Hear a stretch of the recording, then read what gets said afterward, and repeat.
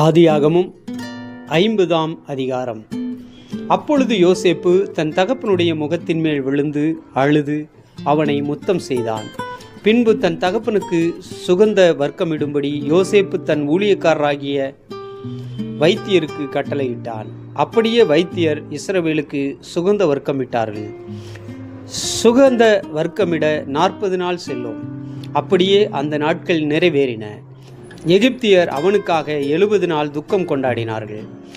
துக்கம் கொண்டாடும் நாட்கள் முடிந்த பின் யோசேப்பு பார்வோனின் குடும்பத்தாரை நோக்கி, உங்கள் கண்களில் எனக்கு தயவு கிடைத்ததானால் நீங்கள் பார்வோனுடைய காது கேட்க அவருக்கு அறிவிக்க வேண்டியது என்னவென்றால், என் தகப்பனார் என்னை நோக்கி, இதோ நான் மரணமடைய போகிறேன், கானான் தேசத்திலே நான் எனக்காக வெட்டி வைத்திருக்கிற கல்லறையிலே என்னை அடக்கம் பண்ணுவாயாக என்று என்னிடத்தில் சொல்லி ஆணையிடுவித்து கொண்டார்.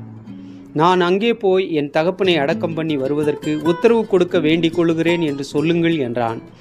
அதற்கு பார்வோன், உன் தகப்பன் உன்னிடத்தில் ஆணையிடுவித்தபடியே நீ போய் அவரை அடக்கம் பண்ணி வா என்றான். அப்படியே யோசேப்பு தன் தகப்பனை அடக்கம் பண்ண போனான். பார்வோனுடைய அரண்மனையில் இருந்த பெரியவர்களாகிய அவனுடைய சகல உத்தியோகஸ்தரும், எகிப்து தேசத்திலுள்ள சகல பெரியோரும், யோசேப்பின் வீட்டார் யாவரும், அவன் சகோதரரும், அவன் தகப்பன் வீட்டாரும் அவனோடு கூட போனார்கள். தங்கள் குழந்தைகளையும் தங்கள் ஆடு மாடுகளையும் மாத்திரம் கோசேன் நாட்டிலே விட்டு போனார்கள். ரதங்களும் குதிரை வீரரும் அவனோடே போனதினால் பரிவார கூட்டம் மிகவும் அதிகமாயிருந்தது. அவர்கள் யோர்தானுக்கு அக்கறையில் இருக்கிற ஆத்தாத்தின் போர்க்களத்தில் வந்தபோது அவ்விடத்திலே பெரும் புலம்பலாக புலம்பினார்கள்.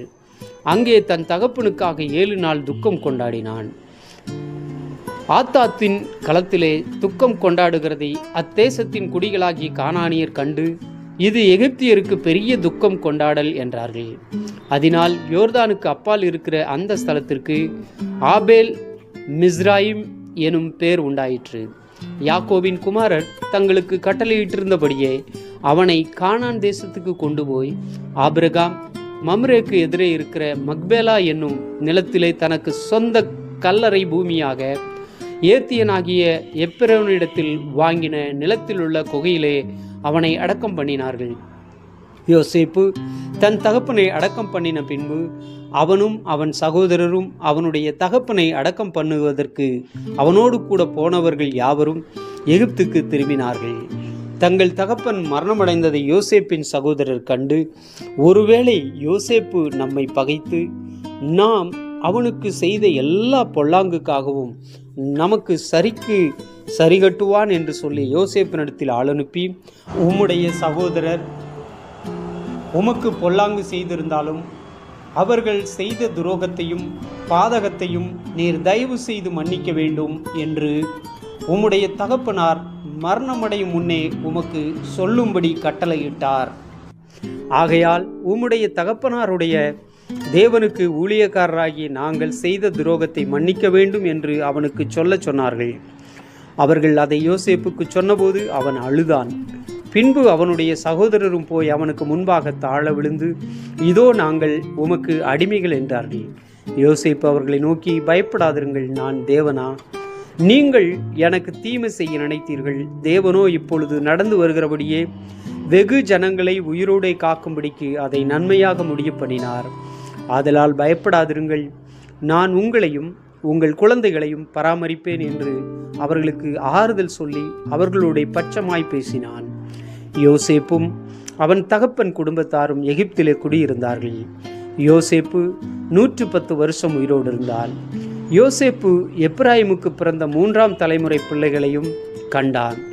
மனாசேயின் குமாரனாகிய மாகீரின் பிள்ளைகளும் யோசேப்பின் மடியில் வளர்க்கப்பட்டார்கள். யோசேப்பு தன் சகோதரரை நோக்கி, நான் மரணமடைய போகிறேன், ஆனாலும் தேவன் உங்களை நிச்சயமாய் சந்தித்து நீங்கள் இந்த தேசத்தை விட்டு தாம் ஆபிரகாமுக்கும் ஈசாக்குக்கும் யாக்கோபுக்கும் ஆணையிட்டு கொடுத்திருக்கிற தேசத்துக்கு போக பண்ணுவார் என்று சொன்னதுமன்றி, தேவன் உங்களை சந்திக்கும் போது என் எலும்புகளை இவ்விடத்திலிருந்து கொண்டு போவீர்களாக என்றும் சொல்லி யோசேப்பு இஸ்ரவேல் புத்திரரிடத்தில் ஆணையிடுவித்து கொண்டான். யோசேப்பு 110 வயதுள்ளவனாய் மரித்தான். அவனுக்கு சுகந்த வர்க்கமிட்டு எகிப்து தேசத்தில் அவனை ஒரு பெட்டியிலே வைத்தார்கள். ஆமென்.